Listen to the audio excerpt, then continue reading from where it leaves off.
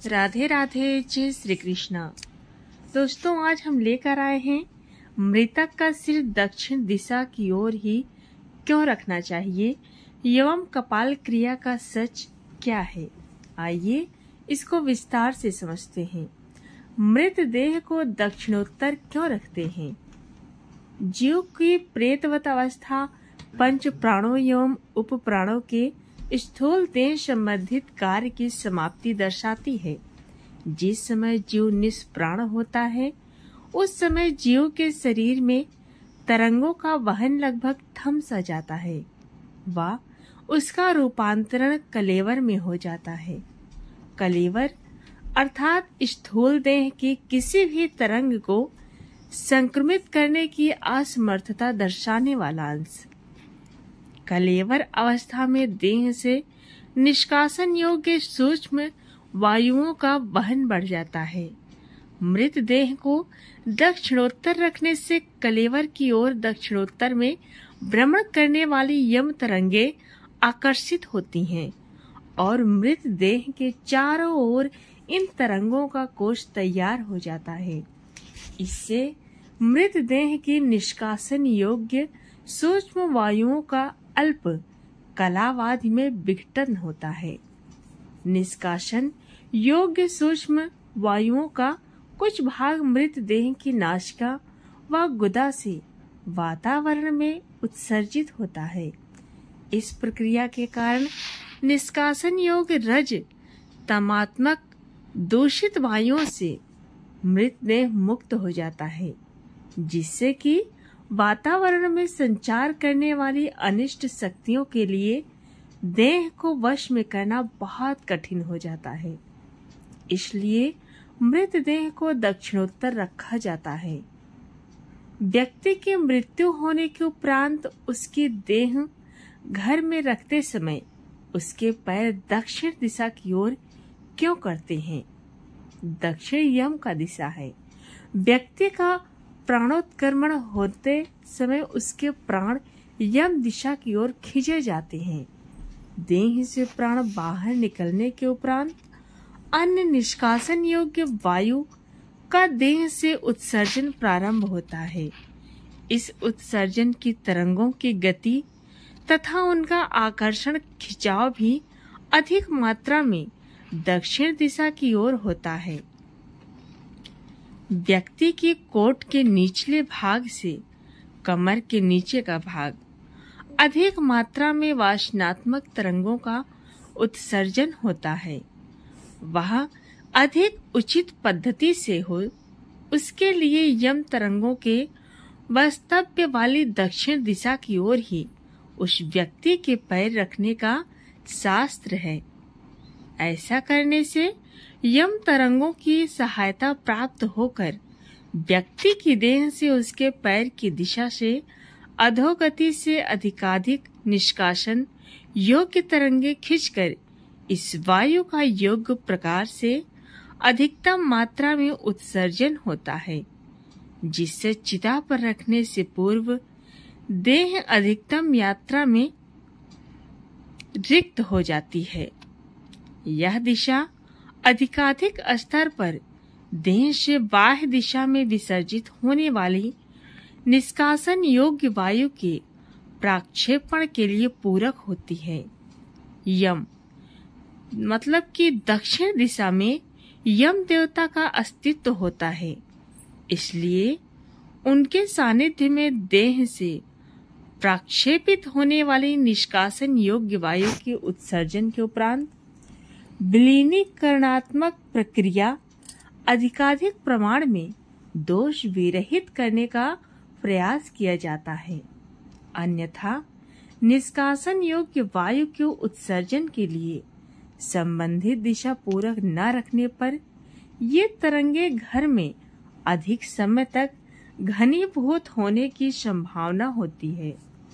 इसलिए यम दिशा की ओर इस निष्कासन योग्य तरंगों का वाहन होने के लिए मृत व्यक्ति के पैर घर में दक्षिण दिशा की ओर रखने की पद्धति है। मृत देह घर में रखते समय मृतक के पैर दक्षिण दिशा में रखने का शास्त्र ज्ञात न होने के कारण वर्तमान में कुछ स्थानों पर घर में मृतदेह रखते समय मृतक के पैर उत्तर की ओर रखने का अयोग्य कृत किया जाता है। मृतदेह को शमशान में ले जाने के उपरांत मृतदेह चिता पर रखते समय मृतक के पैर उत्तर दिशा में रखना आवश्यक होता है। अंतिम संस्कार के समय कपाल क्रिया का सच क्या है?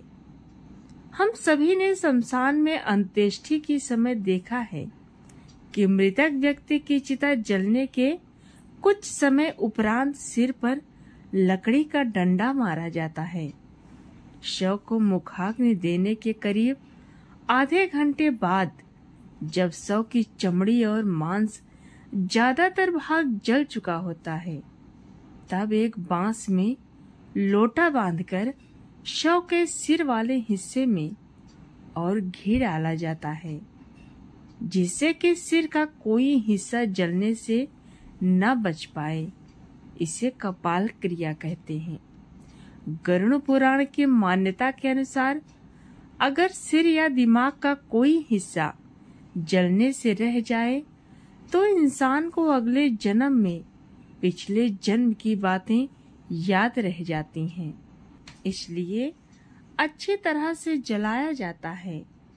अगर पिछले जन्म में इंसान की मृत्यु किसी दुखद कारण की वजह से हुई है तो नए जन्म में उसको याद रखने से मनुष्य फिर दुखी हो जाएगा और लगातार उसके दिमाग में पूर्व जन्म की बातें और अपने करीबियों का दुख घूमता रहेगा। इस बात में मतभेद ये है कि कपाल क्रिया करने से इस जन्म की याददाश्त भूलकर आत्मा अगले जन्म को स्वीकार कर लेती है। दूसरा मतभेद यह है कि कपाल क्रिया करने से सहस्त्रार चक्र खुल जाता है और आत्मा ज्ञान मार्ग से मोक्ष को प्राप्त होती है। पहला मत तो पूर्णतया सत्य नहीं कहा जा सकता है। याददाश्त आत्मा के साथ रहती ही है, चाहे भले ही अगले जन्म में वो उसे भूल जाए, परंतु पिछले सभी जन्मों की याद आत्मा या अवचेतन मन में हमेशा रहती है।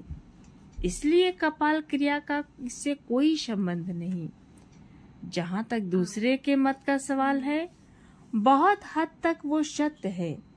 सहस्त्र चक्र से आत्मा के गमन से ज्ञान मार्ग से आत्मा को मोक्ष मिल सकता है, लेकिन तभी जब आत्मा सहस्त्रार चक्र से निकले। यहाँ तो आत्मा पहले ही शरीर छोड़ चुकी है, सिर्फ शव पड़ा है आपके सामने। फिर क्यों किया जाए कपाल क्रिया?